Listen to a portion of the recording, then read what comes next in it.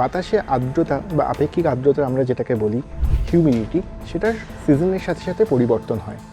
গরমে বাতাসে যতটা আর্দ্রতা থাকে, শীতকালে আর্দ্রতা তার থেকে অনেকাংশেই কম থাকে। বাতাসে আর্দ্রতা কম থাকার ফলে কি হয়, আমাদের স্কিনের মাধ্যম দিয়ে আমাদের স্কিনের যে জলটা ধরে রাখা যে জলটা, সেটা আস্তে আস্তে আস্তে আস্তে চামড়া থেকে বাইরে বেরিয়ে যায়।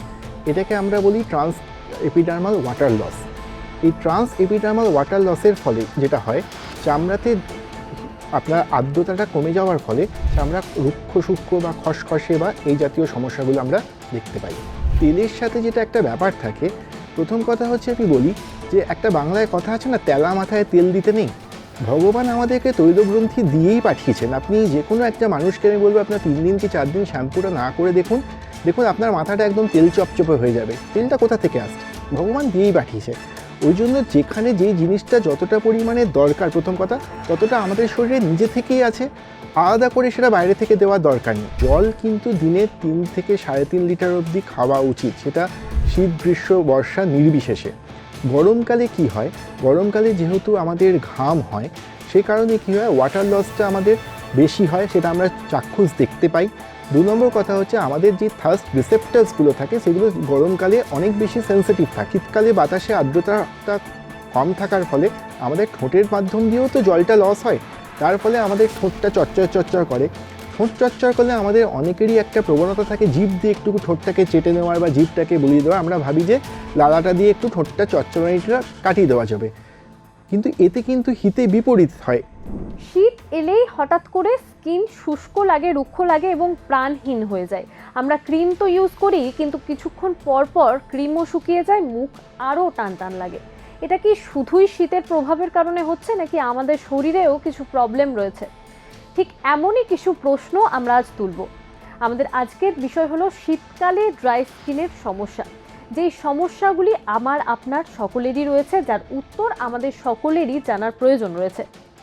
নমস্কার, আমি মৌপ্রিয়া এবং আমাদের সঙ্গে এই মুহূর্তে রয়েছে গৌরীদেবী হসপিটালসের ডার্মাটোলজিস্ট ডিপার্টমেন্টের অ্যাসিস্ট্যান্ট প্রফেসর ডক্টর অঙ্কুর ঘোষ। স্যার, আপনাকে অনেক অনেক স্বাগত। স্যার, শীতকাল আসতে না আসতেই স্কিন অনেকটা রুক্ষ হয়ে যায়, টান লাগে, এটা কেন হয়? দেখুন, এটার প্রধানত একটাই কারণ হচ্ছে আর্দ্রতা। বাতাসে আর্দ্রতা বা আপেক্ষিক আর্দ্রতা আমরা যেটাকে বলি হিউমিডিটি, সেটার সিজনের সাথে সাথে পরিবর্তন হয়। গরমে বাতাসে যতটা আর্দ্রতা থাকে, শীতকালে আর্দ্রতা তার থেকে অনেকাংশেই কম থাকে। বাতাসে আর্দ্রতা কম থাকার ফলে কি হয়, আমাদের স্কিনের মাধ্যম দিয়ে আমাদের স্কিনের যে জলটা ধরে রাখা যে জলটা, সেটা আস্তে আস্তে আস্তে আস্তে চামড়া থেকে বাইরে বেরিয়ে যায়। এটাকে আমরা বলি ট্রান্স এপিডার্মাল ওয়াটার লস। এই ট্রান্স এপিডার্মাল ওয়াটার লসের ফলে যেটা হয়, চামড়াতে আপনার আর্দ্রতাটা কমে যাওয়ার ফলে চামড়া রুক্ষ সূক্ষ্ম বা খসখসে বা এই জাতীয় সমস্যাগুলো আমরা দেখতে পাই। শীতকালে অনেকেই রয়েছে যারা গরম জলে স্নান করে। গরম জলে স্নান করার সাথে ড্রাই স্কিনের কি কোনো সম্পর্ক রয়েছে? দেখুন, কিছুটা সম্পর্ক তো আছেই। একটা কথা আছে না যে অতিরিক্ত কোনো কিছুই ভালো নয়। অতিরিক্ত গরম জলে চান করার ফলে যেটা দেখা যায় যে আমাদের চামড়ার যেটা আপনার আর্দ্রতা বা ময়েশ্চার, সেটা অনেকটাই কমে যায়। অল্প গরম জল বা গরম ঠান্ডা জল মিশিয়ে টেম্পারেচারটাকে নর্মাল করে চান করাটাই আমার মনে হয় স্কিনের ক্ষেত্রে সবথেকে মানে ভালো। ময়েশ্চারাইজার লাগানোর পরও যদি মুখ খসখসে লাগে, তাহলে কি সেটা ত্বকের দোষ, নাকি ক্রিম কোনোভাবে সমস্যা তৈরি করছে? দেখুন, দুটোই হতে পারে। প্রথমত হচ্ছে আগে আমাদেরকে দেখতে হবে যে ক্রিমটা আমরা ব্যবহার করছি, সেই ক্রিমটার কম্পোজিশন কী আছে। যে কম্পোনেন্টগুলো অ্যাকচুয়ালি একটা ক্রিমের বা একটা ময়েশ্চারাইজিং ক্রিমের থাকা উচিত, যেমন একটা হিউম্যাকটেন্ট বা একটা ইমোলিয়েন্ট বা একটা অক্লুসিভ, সেই জিনিসগুলো, সেই কম্পোনেন্টগুলো সেই ক্রিমটার মধ্যে আছে কি না সেটা দেখাটাও খুব দরকার। শুধুমাত্র ক্রিম ব্যবহারটা ইম্পর্টেন্ট নয়, ক্রিমের কোয়ালিটি, ক্রিমটার কম্পোজিশনটা গুরুত্বপূর্ণ। এটা গেল ক্রিমের দিক। দ্বিতীয়ত হচ্ছে চামড়ার কোয়ালিটি বা চামড়ার যেটা মানুষের যেটা আছে সেটাও যে নর্মাল কি সুস্থ, সেটার উপরও নির্ভর করবে যে কোন ক্রিমটা লাগাতে হবে। ব্যাপারটা অনেকটা কার জন্য কোনটা, কোন স্কিনের জন্য কোন ধরনের ময়েশ্চারাইজারটা গুরুত্বপূর্ণ, এই বিষয়ে মতামতটা কিন্তু একজন কোয়ালিফাইড ডার্মাটোলজিস্টই একমাত্র দিতে পারবেন। বাজারে তো অনেক রকম ময়েশ্চারাইজার আছে, কোনটা একটা মানুষের জন্য কোন ময়েশ্চারাইজারটা দরকারি সেই জিনিসটা একমাত্র কিন্তু একজন কোয়ালিফাইড ডার্মাটোলজিস্টই কিন্তু আপনাকে বা যে কোনো সাধারণ মানুষকে কিন্তু সেটার ব্যাপারে সাজেশন দিতে পারবে বা মতামত দিতে পারবে। এক্সট্রিম ড্রাই স্কিনের জন্য তাহলে বাজারে যেসব ময়েশ্চারাইজারগুলো পাওয়া যায় সেগুলো একদমই উচিত নয়। দেখুন, কথাটা সেটা নয়, কথাটা হচ্ছে আদেও সেটার প্রয়োজনীয়তাটা আছে কি না সেই বিচারটা কে করবে। যে আপনার ক্ষেত্রে আপনার স্কিনটা এক্সট্রিমলি ড্রাই না কতটা ড্রাই, এটা তো একজন মানুষের নিজের পক্ষে সবসময় তো বিচার করাটা সম্ভব নয়। তার জন্য ডাক্তারবাবুরা আছেন, তারা পরামর্শ দেওয়ার জন্যই আছেন যে আপনার জন্য আপনার ত্বকের প্রকৃতিটা কীরকম বা সেই ত্বকের জন্য কোন ধরনের আপনার ময়েশ্চারাইজার লাগবে সেই নির্ধারণটা আমার মনে হয় ডাক্তারকে করতে দেওয়াটাই সবথেকে বুদ্ধিমানের কাজ। অবশ্যই। সারাদিন ত্বক হাইড্রেটেড রাখতে বা হেলদি রাখতে কি কি করা দরকার? দেখুন, প্রথম কথা হচ্ছে জল। যেহেতু আমি একটা জিনিস বললাম, বাতাসে আর্দ্রতা কম এবং তার ফলে আমাদের ট্রান্সএপিডার্মাল ওয়াটার লস হয়, সেই জন্য নিয়মিত পর্যাপ্ত পরিমাণে জল খাওয়া, দিনে মিনিমাম 3 থেকে 3.5 লিটার জল খাওয়া অত্যন্ত গুরুত্বপূর্ণ। 2 নম্বর কথা হচ্ছে আপনার যাতে স্কিনের মাধ্যমে জলটা আপনার বেরিয়ে না যায় আমাদের স্কিন থেকে, সেই কারণে আমাদেরকে ময়েশ্চারাইজার লাগানোটা তো অবশ্যই গুরুত্বপূর্ণ। এবার আপনি আমাকে জিজ্ঞাসা করতে পারেন যে ময়েশ্চারাইজার কী লাগাবেন। সবথেকে যেটা আমাদের কাছে সহজলভ্য এবং প্রত্যেকের বাড়িতে আমাদের মনে হয় আছে, সেটা হচ্ছে নারকেল তেল। নারকেল তেল শীতকালে অত্যন্ত কার্যকারী একটা ময়েশ্চারাইজার, যেটা মানে প্রত্যেকটা ঘরে ঘরে খুব সহজে অ্যাভেলেবেল এবং ওইটা ইউজ করলে যথেষ্ট পরিমাণে একটা ময়েশ্চারাইজিং এফেক্ট পাওয়া যায় আমাদের। তাছাড়াও এখন তো বাজারে যে কোনো কোল্ড ক্রিম, যে কোনো ভালো কোয়ালিটির কোল্ড ক্রিম যেগুলো আছে, যদি কোনো রকম কোনো স্পেসিফিক কোনো চর্মরোগ না থাকে বা খুব স্পেসিফিক কোনো স্কিন কন্ডিশনস যদি না থাকে, নর্মাল যেগুলো আমাদের বাজার চলতি যেগুলো কোল্ড ক্রিমগুলো আছে সেগুলো যথেষ্ট কার্যকারী। অনেকের ক্ষেত্রে সেগুলো বেশ ভালো রেজাল্ট দেয়। নারকেল তেল যেটার কথা আপনি বললেন, অনেকের ক্ষেত্রেই নারকেল তেল ফেসে লাগালে ব্রণ হতে পারে। হ্যাঁ, অবশ্যই। দেখুন, মুখে তেল লাগানোটার অনেক ক্ষেত্রেই কিন্তু ব্যাকফায়ার করে বা মুখে তেল লাগানোটা কিন্তু আমরা সবসময় সাজেস্টও করি না ডাক্তাররা। গলার থেকে নিচ অবধি আমার মনে হয় নারকেল তেল লাগানোটা হচ্ছে খুবই ভালো জিনিস। মাথায় এবং মুখে, মাথায় বলতে আমি চুলের কথা আমি বলতে চাই, চুলে বা মুখে আমার মনে হয় তেলটা ব্যবহার না করাটাই ভালো।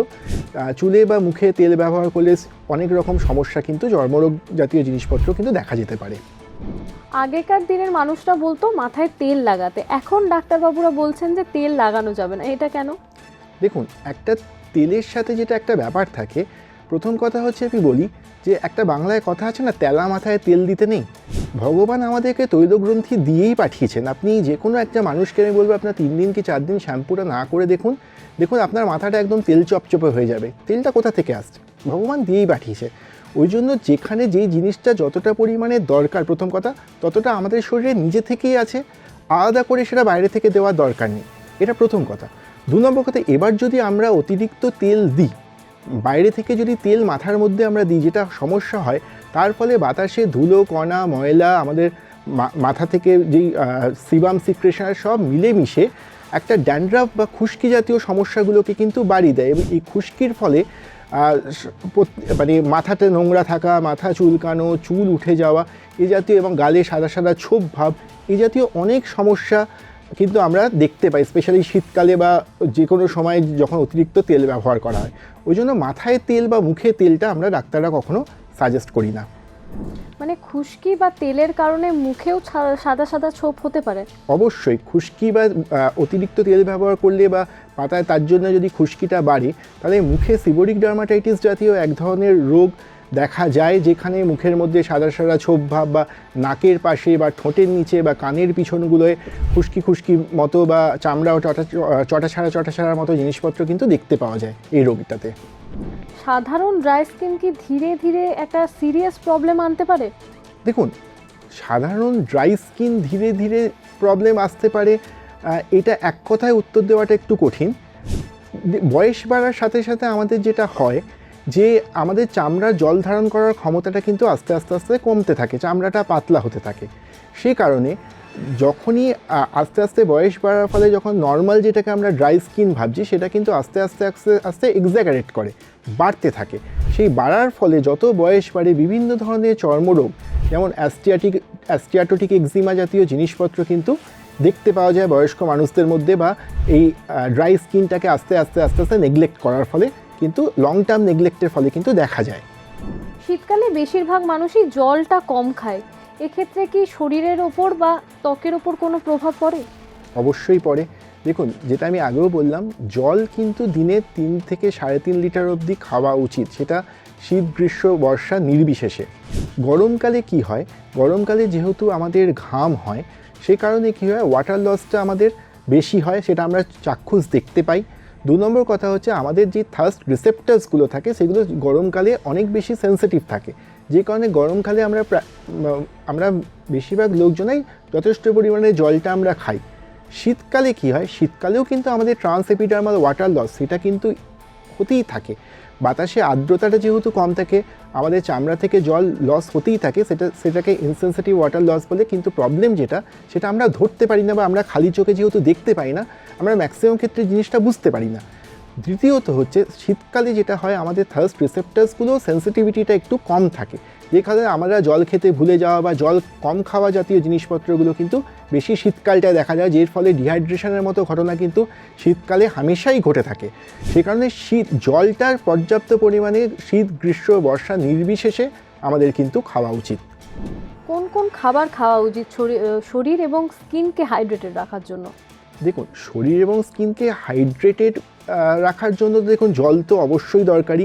তার সাথে যেগুলো দরকার, যে কোনো আমাদেরকে চামড়াটাকে সুস্থ রাখতে গেলে যে কোনো মরশুমি ফল যথেষ্ট কার্যকরী, বা সেই সব খাবার দাবার যেখানে মাল্টিভিটামিনস, অ্যান্টিঅক্সিডেন্টস বা ভিটামিন ই এই জাতীয় জিনিসপত্রগুলো আছে, সেগুলো আমাদের চামড়াকে বা ত্বককে সুস্থ রাখতে সাহায্য করে, হাইড্রেটেড রাখতে সাহায্য করে। এই ঠোঁট ফাটা এবং পা ফাটা শীতকালে প্রচুর দেখতে পাওয়া যায়, এটা কি অবহেলার কারণেই হয় নাকি শীতের বেশি প্রভাবের কারণে হয়? না, দেখুন, সবসময় অবহেলার কারণে জিনিসটা হয় তা নয়। প্রথম কথা হচ্ছে, ঠোঁট দিয়েই শুরু করি। যেটা আমি আগেও বলেছি, সেটা হচ্ছে যে শীতকালে বাতাসে আর্দ্রতাটা কম থাকার ফলে আমাদের ঠোঁটের মাধ্যম দিয়েও তো জলটা লস হয়, তার ফলে আমাদের ঠোঁটটা চচ্চর করে। ঠোঁট চচ্চর করলে আমাদের অনেকেরই একটা প্রবণতা থাকে জিভ দিয়ে একটু ঠোঁটটাকে চেটে নেওয়ার বা জিভটাকে বুলিয়ে দেওয়ার। আমরা ভাবি যে লালাটা দিয়ে একটু ঠোঁটটা চচ্চড়ানিটা কাটিয়ে দেওয়া যাবে, কিন্তু এতে কিন্তু হিতে বিপরীত হয়। এর ফলে একটা লিপ লিকচিলাইটিস বলে এক ধরনের রোগ আমরা দেখতে পাই শীতকালে খুব বেশি। লালাটা কিন্তু অ্যাকচুয়ালি ঠোঁটকে ইরিটেট করে। এই লালাটা বারবার লাগার ফলে ঠোঁটের মধ্যে একটা প্রদাহ বা একটা ইনফ্লামেশন দেখতে পাওয়া যায়, যেটাকে আমরা ডাক্তারি পরিভাষায় চিলাইটিস বলি। ওই জন্য ঠোঁট চচ্চর করলে জিভ দিয়ে চেটে নেওয়া বা এইগুলোর বদলে আমাদেরকে প্রপার কোনো লিপ বাম, যে এখন বাজারে অনেক ভালো ভালো লিপ বাম পাওয়া যায়, আমাদের সেগুলোকে নিয়মিত ব্যবহার করা উচিত। এতে আমাদের ঠোঁটের স্বাস্থ্যটা ভালো থাকবে। 2 নম্বর কথা, পায়ে আমাদের পা ফাটার অনেক কটা কারণ আছে আমাদের দেশে। তার মধ্যে অন্যতম কারণ হচ্ছে খালি পায়ে হাঁটা। আমাদের দেশের মধ্যে একটা ঘরের মধ্যে চটি বা জুতো ব্যবহার না করার একটা প্রচণ্ড রকমের প্রবণতা আছে। সেই কারণে আমরা ম্যাক্সিমাম লোকেরাই ঘরের মধ্যে, স্থানের মধ্যে, মেঝেতে বা বাথরুমে আমরা কলতলায় আমরা খালি পায়ে চলে যাই। এই ঠান্ডাটার জন্য একটা প্রথম কথা হচ্ছে আমাদের পাটা একটু বেশি ফাটে। 2 নম্বর কথা হচ্ছে, সাবান জল নিয়মিত ব্যবহার করার ফলে সাবান কি করে, আপনার চামড়াটাকে আরও বেশি ড্রাই করে দেয়। এই ড্রাই হয়ে যাওয়ার ফলে আমরা পাটাকে কন্টিনিউয়াস একটা ড্রাই স্টেটের মধ্যে রাখি। এর সঙ্গে যখন কি হয়, শীতকালে আর্দ্রতাটা কমে যায়। এই ড্রাইনেসের সঙ্গে এই আর্দ্রতা কমে যাওয়ার ফলে আমাদের ফিশার্ড ফিট বা যেটাকে আমরা ক্র্যাক ফুট বলি, বা আমরা যেটাকে পা ফাটা বলি, এই ধরনের জিনিসপত্র শীতকালে দেখতে পাওয়া যায়। ওই জন্য পা ফাটা রুখতে আমাদের মনে হয় শীতকালে প্রথম কথা হচ্ছে, আমাদেরকে নিয়মিত বাড়িতে থাকলেও আমাদেরকে চটি বা জুতো এই জিনিসগুলো ব্যবহার করা উচিত। কলতলায় যখন যাব, সাবান জল যাতে পায়ে না লাগে এর ব্যবস্থা করা উচিত। নিয়মিত এখন বিভিন্ন রকমের ক্রিম পাওয়া যায়, যেটা ইউরিয়া বেস ক্রিম, যেগুলো পায়ের আর্দ্রতাটাকে মেনটেন করতে সাহায্য করে। আমার মনে হয় সেই জাতীয় ক্রিমগুলো নিয়মিত ব্যবহার করলে পা ফাটা কিন্তু অনেকাংশেই রোধ করা দেওয়া সম্ভব, বা এর থেকে কিন্তু আমরা নিজেদেরকে বাঁচিয়ে রাখতে পারবো। শীতকালে রোদ কম থাকলেও কি সানস্ক্রিন ব্যবহার করা উচিত? দেখুন, এটা খুব ভালো একটা প্রশ্ন। আমরা ডাক্তাররা আমাদের প্র্যাকটিস লাইফে এই প্রশ্নটার বহুবার সম্মুখীন হই, এবং খুব ভালো একটা প্রশ্ন আপনি আমাকে করলেন। আমি তো বলবো যে শীতকালে গরমকালের মতোই সানস্ক্রিন ব্যবহার করা উচিত। এর 2-3টে কারণ আমি বলবো। সবথেকে প্রথম হচ্ছে, আমরা যেহেতু মেনলি গ্রীষ্মপ্রধান দেশ, শীতকালে আমরা আউটডোর অ্যাক্টিভিটিসটা আমাদের কিন্তু বেড়ে যায়। কেউ পিকনিক করতে যাচ্ছে, কেউ ঘুরতে যাচ্ছে, বা আমাদের বাইরে বসে একটা রোদ পোহানোর একটা প্রবণতা থাকে আমাদের দেশের মধ্যে মানুষজনদের মধ্যে। তো যেহেতু আমরা শীতটাকে এনজয় করতে ভালোবাসি, এই এনজয় করার পার্ট হিসাবে আমাদের আউটডোর অ্যাক্টিভিটিটা অনেকটা বেড়ে যায়, সান এক্সপোজারটা অনেকটা বেড়ে যায়। তো সেক্ষেত্রে সানস্ক্রিন আমাদের স্কিনকে আমাদের হার্শ সানলাইটে বা সানলাইটের হাত থেকে আমাদেরকে বাঁচায়, এটা প্রথম কথা। 2 নম্বর কথা, শীতকালে দেখা যায় there is a depletion in the ozone layer. Ozone লেয়ারটা কিন্তু গরমকালের থেকে শীতকালে ওজোন লেয়ারটা পাতলা থাকে। ওজোন লেয়ার যেটা করে আমাদের ইউভি রেডিয়েশন বা অতিবেগুনি যে রশ্মিগুলো থাকে সেগুলোকে কেটে দেয় বা সেগুলোকে পৃথিবী পর্যন্ত পৌঁছাতে দেয় না। যেহেতু ওজোন লেয়ারটা পাতলা হয়ে যায়, শীতকালে গরমকালের থেকে কিন্তু বেশি পরিমাণে আলট্রাভায়োলেট রেডিয়েশন কিন্তু পৃথিবীতে আমাদের গায়ে লাগে। তো সানস্ক্রিন শীতকালে তো অবশ্যই ব্যবহার করা উচিত। ব্যাপারটা হচ্ছে আমাদের যেই ফটো এজিং বা আলোর সংক্রান্ত যেই চর্মরোগগুলো যেগুলো দেখা যায়, সেইগুলো কিন্তু শুধুমাত্র মানে সূর্যের আলোর জন্য হয় ব্যাপারটা সেটা নয়। ব্যাপারটা হচ্ছে আলট্রাভায়োলেট রেডিয়েশনটা হচ্ছে দ্য কালপ্রিট। এবার আলট্রাভায়োলেট রেডিয়েশন যেরকম আপনার সূর্যের আলোর মধ্যে আছে, আলট্রাভায়োলেট রেডিয়েশন কিন্তু আমাদের ইনডোর যে লাইটিংগুলো ইউজ করা হয়, আপনার যে বিভিন্ন ধরনের বাল্ব বা বিভিন্ন ধরনের আলোর সোর্স আমরা ইনডোরে ইউজ করি বা বিভিন্ন ধরনের স্ক্রিন, সেগুলো থেকেও কিন্তু এই রেডিয়েশনগুলো আমাদের চামড়াতে লাগতে পারে এবং সেগুলোর জন্যও কিন্তু সেগুলো থেকেও কিন্তু আমাদের চামড়ার ক্ষতি হতে পারে। ওই জন্য সানস্ক্রিন আপনি ঘরের ভেতরে থাকুন, বাইরে থাকুন, বা শীত কি গ্রীষ্ম নির্বিশেষে আমার মনে হয় ব্যবহার করলে আমাদের চামড়াটা কিন্তু ভালো থাকবে। স্যার অনেক অনেক ধন্যবাদ আপনাকে। নমস্কার। শীতকালে ড্রাই স্কিন হলে কি কি করবেন, কি কি করবেন না, কি ধরনের ময়শ্চারাইজার লাগানো উচিত, সব কিছুই আমাদের বিশেষজ্ঞ কিন্তু বললেন।